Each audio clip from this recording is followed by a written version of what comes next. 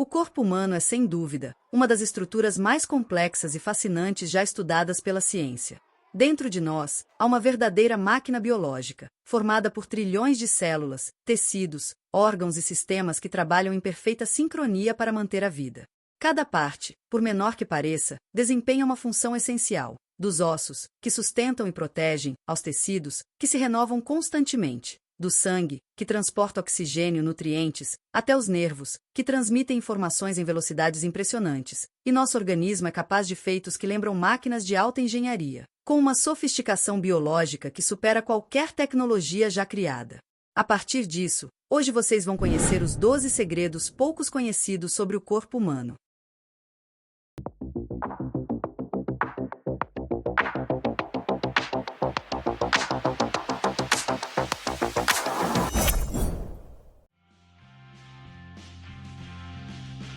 O fígado tem uma capacidade notável de recuperação funcional e volumétrica após perda de tecido.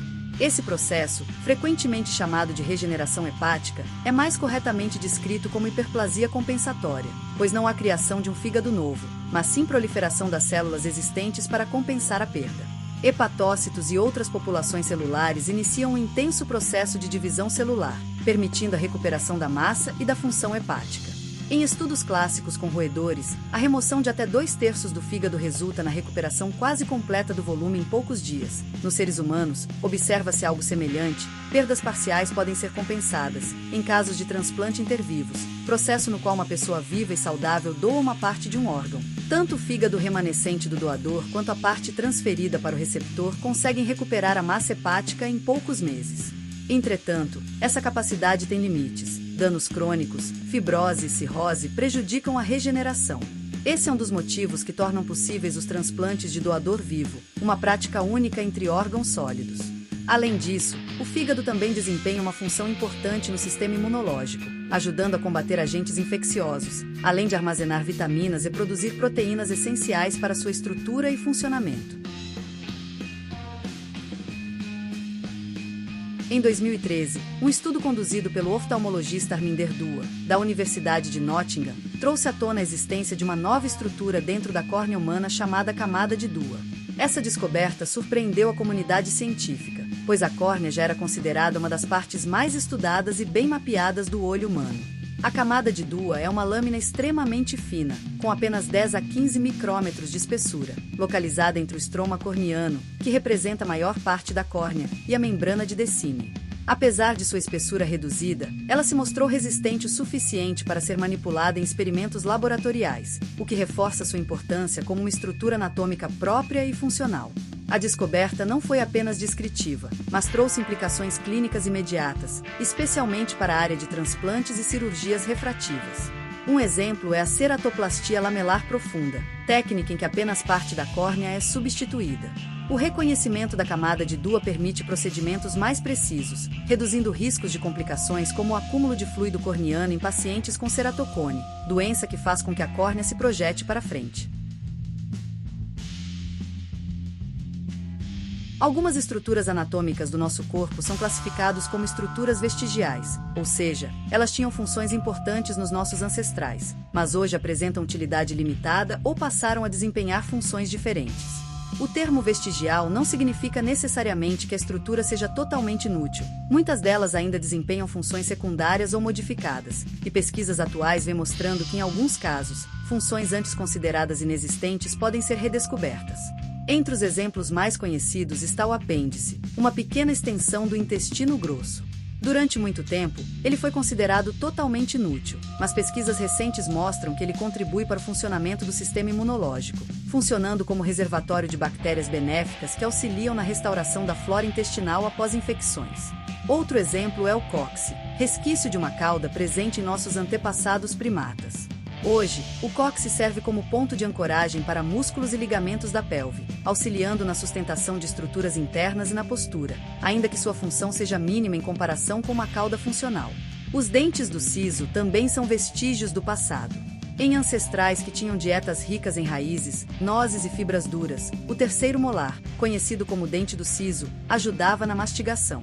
Com a mudança alimentar e a redução do tamanho da mandíbula ao longo da evolução, esses dentes se tornaram não apenas desnecessários, mas também frequentemente problemáticos, levando a impactos, dores e extrações. Pouca gente sabe, mas o corpo humano emite uma luz extremamente fraca e invisível a olho nu, conhecida como emissão ultrafraca de biofótons. Esses fótons são produzidos em decorrência de reações bioquímicas normais, principalmente ligadas ao metabolismo celular e à formação de espécies reativas de oxigênio durante processos como a respiração mitocondrial, que é a etapa final da respiração celular aeróbica, onde as mitocôndrias usam oxigênio para transformar nutrientes em energia ATP, essencial para o funcionamento da célula. A intensidade dessa emissão é baixíssima, na ordem de alguns fótons por segundo por centímetro quadrado de tecido, o que a torna impossível de ser percebida sem equipamentos altamente sensíveis, como câmeras de fotomultiplicação ou detectores de carga acoplada desenvolvidos para medir radiação ultrafraca. Os biofótons não devem ser confundidos com a bioluminescência, observada em organismos como vagalumes ou águas-vivas, que emitem luz visível e intensa devido a reações enzimáticas específicas. No caso dos humanos, a luz é tão fraca que mesmo em ambientes totalmente escuros, nossos olhos jamais seriam capazes de detectá-la. Do ponto de vista científico, essa emissão despertou grande interesse porque poderia representar mais do que um simples subproduto metabólico. Há hipóteses de que os biofótons possam atuar em algum tipo de comunicação celular, servindo como sinais de coordenação entre células ou tecidos.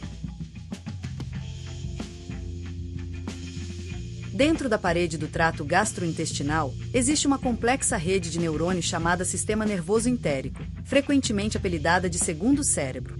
Essa denominação não é exagerada, pois estima-se que o intestino humano contenha cerca de 200 a 500 milhões de neurônios, um número comparável ou até superior ao da medula espinhal. O sistema nervoso entérico organiza-se em dois principais plexos: o plexo mioentérico, que controla os movimentos de contração e relaxamento da musculatura intestinal, e o plexo submucoso, responsável por regular secreções, fluxo sanguíneo local e absorção de nutrientes. Essa combinação permite que o intestino coordene, de forma altamente precisa, funções vitais como peristaltismo e digestão, mesmo sem intervenção direta do cérebro central. O mais impressionante é que a rede entérica possui autonomia funcional.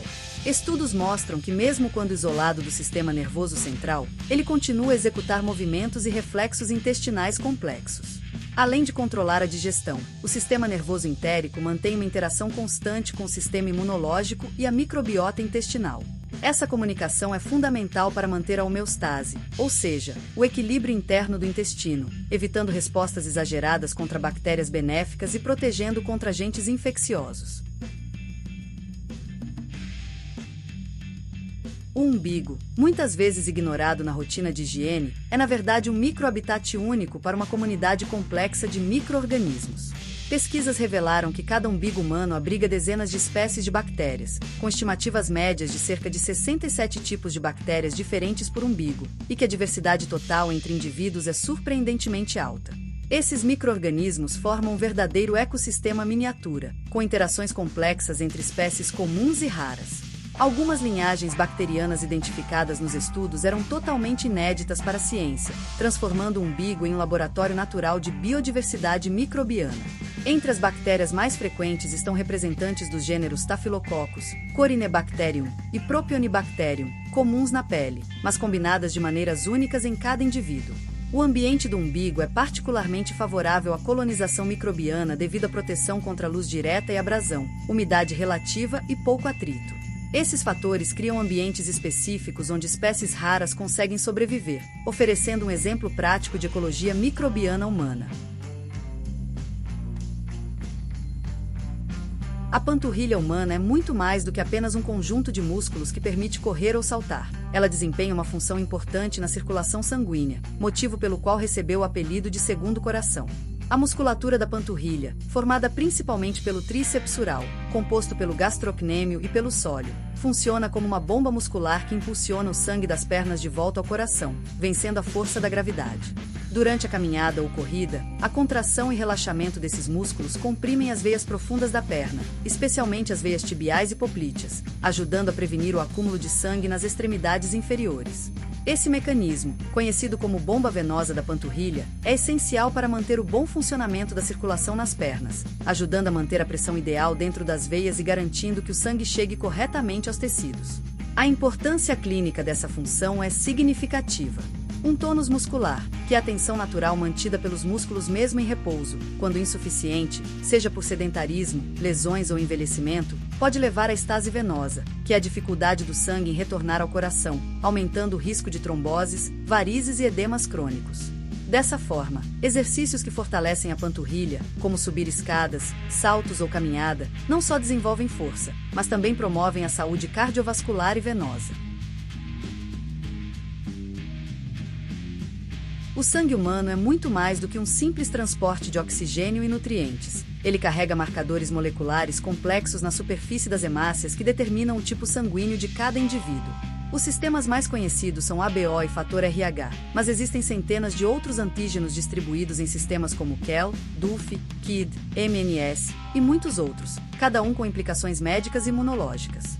O conhecimento do tipo sanguíneo é essencial em transfusões, transplantes e gravidez, pois a compatibilidade entre doador e receptor evita reações hemolíticas graves. Um caso clínico importante é a incompatibilidade RH entre mãe e feto, que pode causar doença hemolítica do recém-nascido, que é quando o sistema imunológico da mãe ataca as hemácias do feto, exigindo monitoramento e intervenções preventivas.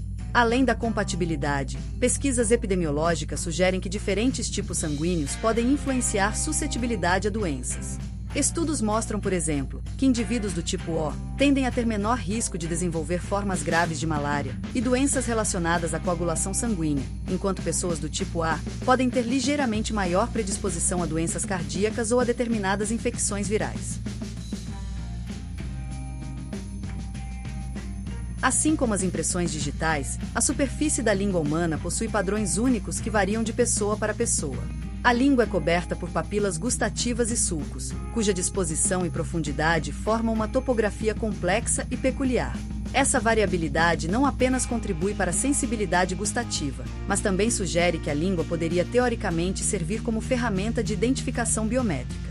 Estudos anatômicos mostraram que a morfologia da língua apresenta características relativamente estáveis ao longo do tempo, ainda que fatores como envelhecimento, hábitos alimentares ou alterações de saúde possam influenciar levemente seu contorno e textura.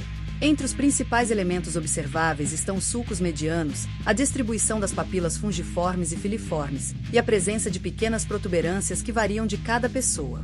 Embora a ideia de utilizar a língua como recurso biométrico não esteja padronizada, pesquisas indicam que é possível diferenciar indivíduos com base em fotografias detalhadas ou digitalizações 3D da superfície lingual, abrindo possibilidades para aplicações futuras em identificação biométrica e segurança. Além da identificação, os padrões da língua também têm importância funcional e clínica. Variabilidade na densidade de papilas pode influenciar sensibilidade ao gosto, percepção de sabores amargos ou doces e até preferências alimentares. Um mito muito difundido na crença popular sugere que unhas e cabelos continuam a crescer após a morte. Essa ideia, presente em filmes, livros e lendas urbanas, é cientificamente incorreta, mas persiste devido à aparência observada em cadáveres. Na realidade, o que acontece é que os tecidos moles do corpo perdem água e se retraem após o óbito. Esse processo de desidratação faz com que a pele ao redor das unhas e da base dos cabelos se retraia, expondo mais a raiz. Como resultado, dá a impressão de que unhas e cabelos cresceram, quando na verdade, é apenas uma ilusão provocada pela retração da pele. Do ponto de vista biológico, o crescimento de unhas e cabelos depende de atividade celular intensa, fornecimento de nutrientes e circulação sanguínea. Todos cessam imediatamente após a morte, portanto, não há qualquer mecanismo que permita a continuidade de crescimento. Esse esclarecimento tem importância prática na medicina. A compreensão correta desse fenômeno ajuda peritos a evitar interpretações equivocadas sobre o tempo de morte e a manutenção do corpo em investigações criminais. Outro ponto interessante é que o ritmo de retração da pele e a visibilidade da base das unhas e cabelos podem variar dependendo de fatores como temperatura, umidade e estado geral do corpo, o que pode reforçar a percepção de crescimento em algumas circunstâncias. O DNA humano é uma das estruturas mais densamente organizadas e informativas do corpo. Surpreendentemente, se desdobrarmos o DNA contido em uma única célula, ele teria cerca de 1,8 a 2 metros de comprimento. Essa linha contínua de moléculas, enrolada e compactada nos núcleos celulares, contém toda a informação necessária para o desenvolvimento, funcionamento e manutenção do organismo. Considerando que o corpo humano possui aproximadamente 30 a 40 trilhões de células, o comprimento total do DNA chega a bilhões de quilômetros. Para colocar em perspectiva, essa extensão seria suficiente para atravessar várias vezes o sistema solar, alcançando distâncias astronômicas inimagináveis quando comparadas ao tamanho físico do corpo. Essa capacidade de armazenar informações se deve à compactação extraordinária do DNA dentro do núcleo. Ele se enrola em torno de proteínas chamadas histonas, formando nucleossomos, que se organizam em fibras e estruturas cada vez mais complexas, permitindo que metros de moléculas fiquem condensadas em núcleos microscópicos de apenas alguns micrômetros de diâmetro. Além do tamanho, o DNA humano também impressiona pela densidade de informação. Cada sequência de nucleotídeos codifica instruções precisas para a síntese de proteínas, regulação genética e manutenção celular. Essa compactação e organização permitem que trilhões de células compartilhem informação genética idêntica, mantendo o equilíbrio funcional em todo o organismo. O tecido ósseo é uma maravilha da engenharia biológica, combinando rigidez, leveza e resistência de forma otimizada. Em termos de resistência específica, ou seja, resistência por unidade de densidade, o osso cortical, também conhecido como osso compacto, pode ser comparável ou até superar alguns tipos de aço comum. Isso significa que, considerando o peso, o osso suporta cargas extraordinárias antes de quebrar, tornando uma estrutura extremamente eficiente para sustentar o corpo humano. No entanto, é importante contextualizar essa comparação. Ossos e aço não são materiais diretamente equivalentes. O aço possui estrutura uniforme, enquanto o osso possui uma estrutura que varia conforme a direção, formado por colágeno orgânico, que confere flexibilidade, e minerais de hidroxiapatita, que conferem rigidez. Essa estrutura porosa contribui para sua baixa densidade e influencia diretamente seu comportamento mecânico. Essa combinação permite que o osso seja forte, mas também leve e resistente a impactos, características que materiais metálicos rígidos não possuem sem aumento de peso. Além disso, o comportamento mecânico do osso varia dependendo do tipo e da direção da carga. Por exemplo, sob pressão, o osso é extremamente resistente, mas sob torção ou flexão excessiva, sua resistência ao impacto é menor do que a do aço. A elasticidade natural do osso também ajuda a absorver choques e distribuir forças de maneira eficiente, reduzindo o risco de fraturas. Explorar o corpo humano é como abrir um livro infinito de descobertas. Cada camada, cada função e cada curiosidade revelam não apenas como sobrevivemos, mas também a engenhosidade da evolução que transformou nossa espécie.